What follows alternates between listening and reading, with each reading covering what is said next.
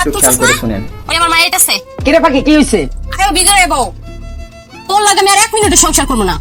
তোমার জামাই আমার গায়ে হাত তুলছে। কি ব্যাপার জামাই? তুমি আমার মেয়ের গায়ে কেন হাত তুলছো? তোমার এই হাতটা যদি আমি কাইটা হলে কেমন হইবো? হ্যাঁ, আমি আমার মেয়ের এখন নিয়ে যাবো। তোমার কোনো কথা আছে?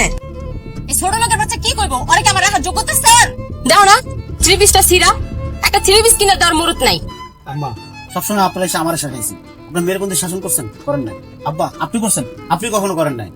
তুমি চুপ থাকো তো, আমার মেয়ের কোনো দোষ নাই, সব দোষ তোমার। তোমার কাছে যে আমি মাইনে বিয়ে দিছি এটাই অনেক। ব্যাগ বুক গোছা চল, তোমার কাছে আর 1 সেকেন্ড আমি আমার মেয়ে রাখবো না। আমি আমার মেয়ে নিয়ে যাবো গা। বাবা কি ব্যাগ রাখ, কি আছে জামাই? তুমি আমার কত আমার কাছে এই চুপ থাকো তুমি। তোরে কি আমি কি এনে বিচার করবো আনছি? বিচার করবো আমি আইছি না? তোর কি এত কথা কিসের? আব্বা শুনে, ও মাসে 20,000 টাকা কামায়। 20,000 টাকা আমার হাতে দেয়। 20,000 টাকা দিয়ে সংসার চলে? এই কথা কইছি দেখো আমার গায়ে হাত তুলছে। আমি ছোট লোক, আমি ইতর। মা মাস্টার মাস করে আজকে 20,000 স্যালারিতে চাকরি করি। 20,000 স্যালারি পাই, সবাই না আপনার মায়ের হাতে দেয়, তা আপনার মায়ের হয় না। আপনার ভাই আমার সাথে তুই তেন যেরকম কথাই বলে না। আর আমি কি সম্মান করুন? ও মাসে 20,000 টাকা করে পায়, এটি দিয়ে কি সংসার চলে? কও না হয় বাজারের খরচ, না হয় আমার কসমেটিকের খরচ, কিছুই তো হয় না 20,000 টাকা দিয়া। শোনেন, স্বামী স্ত্রীর যদি কম্প্রোমাইজ না থাকে, যদি বোঝাপড়া না থাকে, সেই সংসার তো আমি জীবনে করতে পারবো না। দেখছো কই বিয়া দিছো আমারে? দেখছো কি কয়? প্রত্যেকটা খাবার নিয়ে খোটা দেয় ও। এটাকে আমি ফোটা দিচ্ছি, শুনে বাপরে কর। মা তুমি আমার লয়ে চলো, আমি যামগা। আপনার ভাইয়া যদি প্রধানমন্ত্রী লোকে বিয়ে দেন, তা আপনার মেয়ে থাকতে পারবে না। কারণ আপনার মেয়ের আপনার কোনো শাসন কর নাই, কোনো ভালো মন্দ কিছু শিকার নাই, কিভাবে সংসার করতে হয় ওইটা কোনো শিকার নাই। তাহলে আমার দোষটা আপনার দেখতেছেন। হ্যাঁ আমি ভুল করছি, একটা হাত তুলছি, এটা আমার ভুল হয়েছে, কিন্তু কেন হাত তুলছি এটা তো কখনো জানতে চান নাই।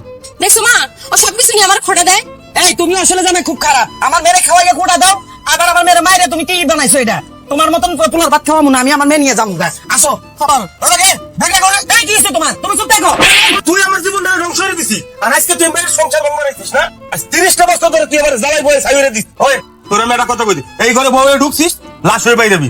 আজকের থেকে জামাই যেটা করবি সেটা শুনবি, জামাই আবার তো কোনো কাজ করবি না। তুই মায়ের লাশ করা দিয়ে দিয়ে আজকে তুই মায়ের এই করছিস। তুই মায়ের কমলটা পুরবার কেটে হইছে। কোন জায়গা আছে জামাইয়ের সাথে তুই তাই ব্যবহার করে, জামাইয়ের সাথে একটু ভালো ব্যবহার করতে পারিস না? শোন, একটা পুরুষ সারাদিন খাটাখাটি করে বোর কাছে ভালো ব্যবহার পাওয়ার জন্য, রাতে তোমার কাছে ব্যবসা আচ্ছা।